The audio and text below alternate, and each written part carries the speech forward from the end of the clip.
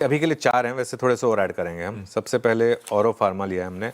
Auro pharma आज का hero of the day हो सकता है, क्योंकि ये काफ़ी समय से एक्सपेक्टेशन थी कि वो पेनजी जो है उस पर एक जो MIP है वो आ सकती है। पेनिसिलिन जी बेसिकली जो इनकी है, इनके लिए एक बहुत इम्पॉर्टेंट वो प्रोडक्ट है औरोबिंदो फार्मा के लिए। इशू क्या है, काफ़ी समय से एक्सपेक्टेड था और थोड़ी सी पोजीशनिंग भी हुई थी स्टॉक में, लेकिन मैं ज़्यादातर ब्रोकरेज की रिपोर्ट्स पढ़ रहा था। अच्छा, थोड़ा डिले हो गया है। एक्सपेक्टेड था ये 3 महीने पहले आने का, तो और इस वजह से अगर आप देखें तो 1 महीने में स्टॉक थोड़ा नीचे भी आया है। और अच्छा, इशू क्या है, ये इसमें वैल्यूएशन का बहुत कंफर्ट है, लेकिन समहाउ हायर लेवल पर यहाँ पर कई बार दिक्कत आ जाती है।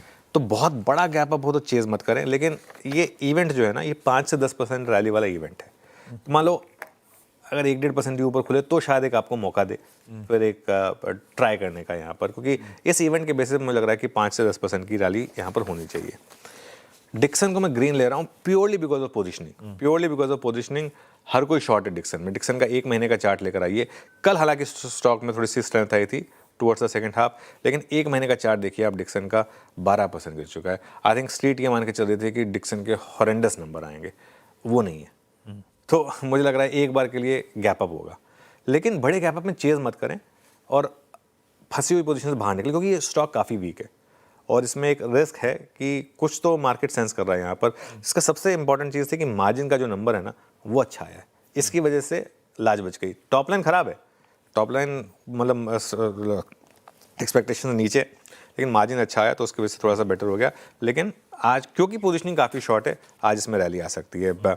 वेदांता को मैं ग्रीन ले रहा हूँ, लेकिन मेरा व्यू ये रहेगा कि बहुत बड़े गैप अप में चेज मत करिए।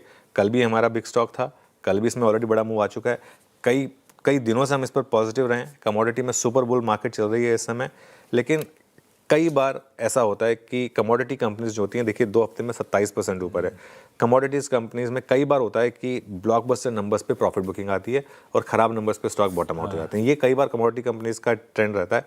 तो आज एक पॉसिबिलिटी रहेगी कि अगर ये बड़ा गैप अप के साथ खुला तो प्रॉफिट बुकिंग आ जाए आज हायर लेवल पर, और एक बार के लिए ये भी हो सकता है कि इंट्राडे में रेड में भी चला जाए। इसको भी मैं दरकिनार नहीं करूँगा, लेकिन विजिबिलिटी आगे के लिए स्ट्रांग है। अगर आप इन्वेस्टमेंट पोजीशन होल्ड कर रहे हैं, मान लीजिए 100 रुपये से 200 रुपये से 300 रुपये से डिविडेंड प्ले के लिए, अगर उस तरीके से होल्ड कर रहे हैं तो आप होल्ड करें। लेकिन अगर आप ट्रेडिंग पोजीशन होल्ड कर रहे हैं 2 हफ्ते से, तो आज या तो ट्रेडिंग स्टॉप लॉस रखें या अपना थोड़ा सा प्रॉफिट बुक करें यहाँ पर।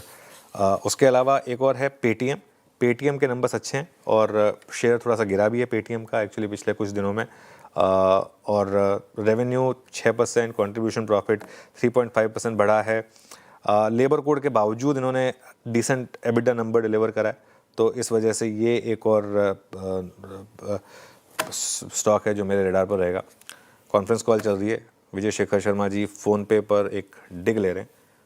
वो उनके ठीक है, सबको मौका मिलता है एक दूसरे पे डिग लेने का, तो कभी लोगों ने उनके ऊपर भी इतने मीम बने, उनके ऊपर भी इतने सब मजाक बने, तो वाई नॉट। तो सबका दिन आता है, तो आज वो उनका दिन है, उनके नंबर अच्छे हैं और बाकी कंपटीटर के नंबर अच्छे नहीं हैं, तो फिर वो बात करेंगे वो। लेकिन खैर जो भी है, ये एक और स्टॉक है जिसको आज मैं ग्रीन में लेके चल रहा हूँ, पेटीएम को। इसके अलावा ऑब्वियसली आईटीसी की बात ना करें तो ऐसा तो हो नहीं सकता। आईटीसी की शुरुआत अच्छी होनी चाहिए, लेकिन इसके बाद क्या होगा ये कहना बहुत टफ है। क्यों? क्योंकि देखिए आईटीसी की जो कोर बिजनेस है वो क्या है, सिगरेट, उसमें अच्छा नंबर है। उसमें अगर आप देखें वॉल्यूम ग्रोथ जो है वो 6.5% की है, एक्सपेक्टेशन 5 से 6% की थी। एफएमसीजी आया भी 11% बढ़ी है, एक्सपेक्टेशन 7 to 8% की थी। पेपर सेगमेंट में थोड़ा डिसअपॉइंटमेंट है और एग्री सेगमेंट में थोड़ा डिसअपॉइंटमेंट है। इशू क्या है यहाँ पर? इशू ये है कि बजट, ये जो सिगरेट पे जो एक्साइज ड्यूटी हाइक वगैरह बताई गई है, उसका क्या इम्पैक्ट होगा आगे जाते हुए, ये अभी हमें किसी को नहीं पता है। तो इसके लिए गैप अप हो तो चेज़ ना करें इसको। शुरुआत ग्रीन में होनी चाहिए, लेकिन उसके बाद नीचे भी आ सकता है। ये आईटीसी पर भी हो गया। स्विगी को मैं रेड ले रहा हूँ, और देखिए स्विगी का क्या है ना, घाटा 800 करोड़ से बढ़कर आ गया 1065 करोड़। और जो लोग कहते हैं ना कि क्यों इटर्नल इतना ज़्यादा प्रीमियम कमांड करता है ओवर स्विगी, वो रीज़न है ये। हालांकि इटर्नल भी गिरा है पिछले कुछ दिनों में, लेकिन 2 दिनों में वहाँ पे रैली आई है इस वजह से। और एक चीज़, ये जो मर्जी कहें कि हम ब्रेक इवन हो जाएंगे क्विक कॉमर्स में, ये इन्होंने जितनी बातें कही हैं कभी उसको मैच तो किया नहीं है। तो मार्केट का इस समय मैनेजमेंट की गाइडेंस पे ज़ीरो भरोसा है, ज़ीरो, मतलब ज़ीरो वैल्यू, कोई भरोसा ही नहीं है स्विगी की मैनेजमेंट पे। तो इसके लिए ज़ीरो क्रेडिबिलिटी में आप क्या ही उनकी बात पे यकीन करेंगे, इसके लिए उसको भी रेड में लिया है।